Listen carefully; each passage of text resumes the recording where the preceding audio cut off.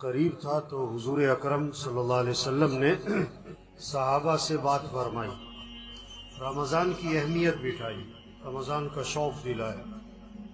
اب رمضان کی آمد ہے، 7 باتیں بتائی حضرت محمد صلی اللہ علیہ وسلم نے صحابہ کو رمضان سے متعلق 7 باتیں بتائی۔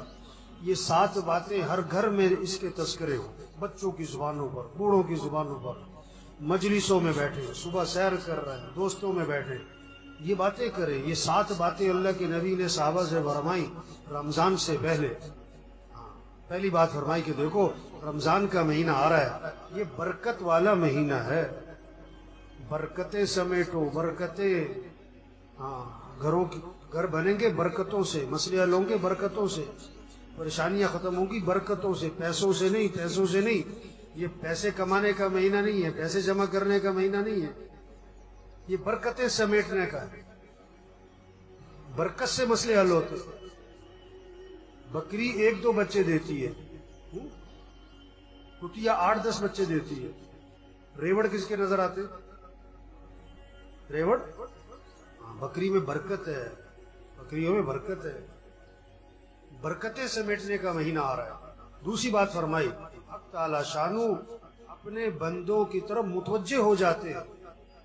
جب اللہ بندوں کی طرف متوجہ ہو گئے تو بندوں کو بھی اللہ کی طرف متوجہ ہو جانا چاہیے۔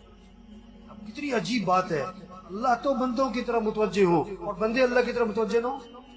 آپ کسی کے پاس جائیں اور آپ کو وہ توجہ نہ دے، آپ کسی سے بات کریں اور وہ کسی اور طرف دیکھ رہا ہو۔ تیسری بات فرمائی حق تعالی شانو اپنی رحمت خاصہ نازل فرماتے۔ عام رحمتیں پورے سال ہیں، رمضان میں خاص رحمتیں نازل ہو رہی ہیں، خاص رحمتیں۔ ان رحمتوں سے اپنا اپنا حصہ لے لو، اپنا اپنا حصہ لے لو، اپنا اپنا حصہ لے لو بھائی۔ نہر میں پانی ہوتا ہے، ہر آدمی اپنے برتن کے حساب سے پانی بھر لیتا ہے۔ جس کا چھوٹا برتن ہوتا ہے پانی بھی تھوڑا ملتا ہے، جس کا برتن کا ڈھکن بند ہوتا ہے اسے قطرہ بھی نہیں ملتا ہے۔ تو رحمتیں ہیں اللہ کی خاص رمضان میں، اپنا اپنا حصہ لو اس سے۔ چوتھی بات فرمائی حق تعالی شانو بندوں کی خطاؤں کو معاف فرماتے۔ انسان سے بڑی غلطیاں ہیں، کمیاں، کوتاہیاں، کہیں دیکھنے میں، کہیں بولنے میں، کہیں سننے میں، کہیں کمانے میں، کہیں خرچ کرنے میں غلطیاں ہو رہی ہیں۔ اللہ معاف کرنے والے ہیں۔ رمضان کا مہینہ کس لیے؟ معافی مانگو، معافی مانگو، معافی مانگو اللہ سے، اللہ معاف کر دے گا۔ یہ معافی مانگنے کا مہینہ، اس لیے شب قدر میں کیا دعا سکھائی؟ یہ نہیں کہ میں نے بڑے روزے رکھے، بڑی تراویح پڑھی ہے، بڑی تہجد پڑھی ہے، بڑی نفلیں پڑھی ہیں، بڑا اعتکاف کیا ہے، بڑے صدقے کیے ہیں، اللہ قبول فرما۔ نہیں، شب قدر میں کیا دعا ہے؟ اللہم انک عفو تحب العفو فاعف عنی، اللہ تو معاف کرنے والا ہے، معافی کو پسند فرماتا ہے، مجھے معاف کر دے۔ معافی مانگو بھائی، اللہ کو بندے کا معافی مانگنا بہت پسند ہے۔ پانچویں بات فرمائی حق تعالی شانو بندوں کی دعاؤں کو قبول فرماتے ہیں۔ یہ مہینہ کس کا ہے؟ مانگنے کا۔ ہم سب محتاج ہیں، سب کی ضرورتیں ہیں، سب کی پریشانیاں ہیں، سب کے حالات ہیں، گھریلو مسئلے، کاروباری مسئلے، ملک کے مسئلے، عوام کے مسئلے، حکمرانوں کے مسئلے، مسائل، مسلمانوں کے کتنے حالات پوری دنیا میں۔ اب ان سارے مسئلوں کو حل کرنے والا کون ہے؟ اللہ ہے۔ خوشیاں دینے والا اللہ ہے، پریشانیوں سے بچانے والا اللہ ہے، آئی مصیبتوں کو سے نکالنے والا اللہ ہے۔ تو کس سے مانگو؟ سحری کا وقت کس لیے ہے؟ مانگو اللہ سے، مانگو اللہ سے۔ افطاری کا وقت کس لیے ہے؟ مانگو اللہ سے۔ یہ افطار پارٹیاں نہیں ہونی چاہیے، یہ سب 2 نمبری ہے، کوئی افطار پارٹیاں نہیں بھائی۔ افطاری کرواؤ کن کو؟ جنہیں کوئی نہیں کھلاتا، اور عزت سے کھلاؤ، لائن میں لگوا کے نہیں، سڑکوں پہ جمع کر کے نہیں، عزت سے کھلاؤ لوگوں کو۔ جنہیں کوئی نہیں کھلاتا، جن کے گھر میں کھانے کو نہیں ہے، عزت سے گھروں میں راشن پہنچاؤ، اور اپنی سعادت سمجھ کے پہنچاؤ، اور ان کا احسان سمجھو کہ آپ سے لے لیا، اپنا احسان سمجھ کے نہیں، یہ کہہ کر نہیں کہ تو نامی ہوئے، نہیں، عزت سے دو لوگوں کو۔ یہ افطار پارٹیوں کا مہینہ نہیں ہے تو عدلے کے بدلے ہو رہے ہوتے ہیں، اس نے افطاری کی میں بھی افطاری کراؤں، اس نے یہ بنایا تھا میں بھی بناؤں۔ نہیں، افطاری کا وقت کس لیے ہے؟ مانگو اللہ سے، ہر گھر میں فضا بنے۔ مستورات کو سمجھاؤ بھی افطاری جو ہے نا، عصر سے پہلے کر لو جو کرنا ہے، عصر کے بعد قرآن پڑھو، ذکر کرو، افطاری سے 15-20 منٹ پہلے سب دسترخوان بیٹھ کے دعا مانگو، دعا مانگو، اللہ سے مانگو، اللہ خوش ہوتے ہیں۔ دس اٹھانے والے فرشتوں سے اللہ فرماتے ہیں جب رمضان کا مہینہ شروع ہوتا ہے کہ اپنی اپنی عبادت چھوڑ دو، اب تمہارا ایک ہی کام ہے کہ روزے داروں کی دعاؤں پر آمین کہتے رہو۔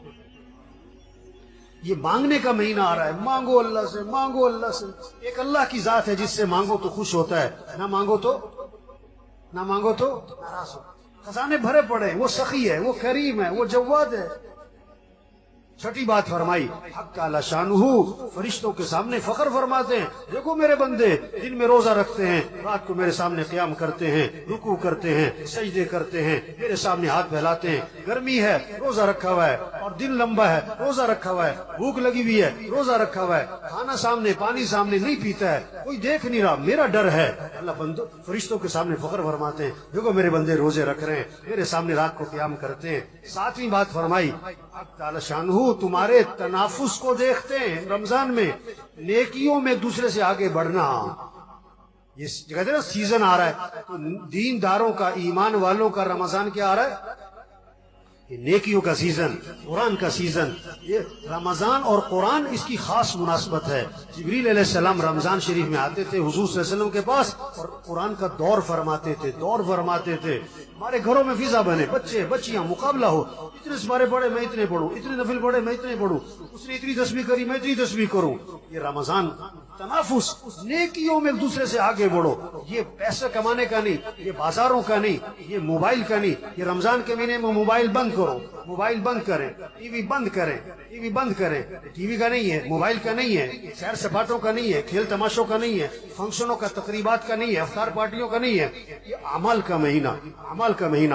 یہ 7 باتیں فرما کر حضور صلی اللہ علیہ وسلم نے فرمایا، سخت لہجہ ہو گیا آپ کا، آپ کی الفاظ میں شدت آ گئی، سختی آ گئی۔ آپ نے فرمایا بد نصیب ہے وہ شخص، بد نصیب ہے وہ شخص جو اس مہینے میں بھی اللہ کی رحمت سے محروم رہ جائے۔ بد نصیب ہے وہ شخص جو اس مہینے میں بھی اللہ کی رحمت سے محروم رہ جائے۔ رمضان جیسا مہینہ آیا اپنی برکتوں سمیت، اپنی خیروں سمیت، اپنی رحمتوں سمیت، اور اس نے اس سے کوئی فائدہ نہ اٹھایا، اور رمضان میں بھی اس کی زندگی میں تبدیلی نہ آئی۔ اس نے رمضان میں بھی گناہوں کو نہ چھوڑا، اس نے رمضان میں بھی برائیوں کو نہ چھوڑا، رمضان میں بھی مسیح میں نظر نہ آیا، رمضان میں بھی جھوٹ نہ چھوڑا، رمضان میں بھی بے حیا برائی کو اور ماں باپ کی نافرمانی کو نہ چھوڑا۔ بھائی بڑا قیمتی مہینہ آ رہا ہے، اور پتہ نہیں کس کس کا آخری مہینہ ہے، پتہ نہیں کس کس کا آخری رمضان ہے۔ کتنے پچھلے رمضان میں تھے، اس رمضان میں نہیں ہوں گے، اور کتنے اس رمضان میں ہوں گے، اور اگلے رمضان میں پتہ نہیں کس کا آخری ہے۔ رمضان اگلے سال بھی آئے گا، ہم ہوں گے کہ نہیں یہ کوئی پتہ نہیں ہے، یہ کوئی پتہ نہیں ہے، یہ کوئی پتہ نہیں ہے۔ تو سب نیت کرو بھئی اس رمضان کو قیمتی بنانا ہے، انشاءاللہ اس رمضان کو قیمتی بنانا ہے۔ ایک کام کر لے رمضان قیمتی بنانے کے لیے، نظام الاوقات بنا لے، نظام الاوقات بنا لے، گھر میں سب کا نظام الاوقات بنائے، بچے بچیاں، ابا دادا پوت، سب نظام الاوقات بنائے۔ یہ سونے کا وقت، یہ اٹھنے کا وقت، یہ نماز کا وقت، یہ قرآن کا وقت، یہ ذکر کا وقت، یہ دعا کا وقت، یہ تعلیم کا وقت، اور یہ دکان مرد ہیں، یہ دکان کا دفتر کاروبار کم سے کم مستورات گھر میں بنائیں۔ یہ افطاری تیار کرنے کا وقت ہے، یہ سحری تیار کرنے کا وقت ہے، اتنے بجے اٹھنا ہے، اتنے بجے سونا ہے، اب یہ قرآن پڑھنا ہے، اتنے سپارے پڑھنے ہیں، اتنا ذکر کرنا ہے، اتنی دیر دعا مانگنی ہے۔ نظام الاوقات بنا لیں، وقت قیمتی بن جائے گا۔ اللہ سب کو اس کی توفیق عطا فرمائے۔ نیت کریں، دعا مانگیں، کوشش کریں، اللہ ہمیں توفیق عطا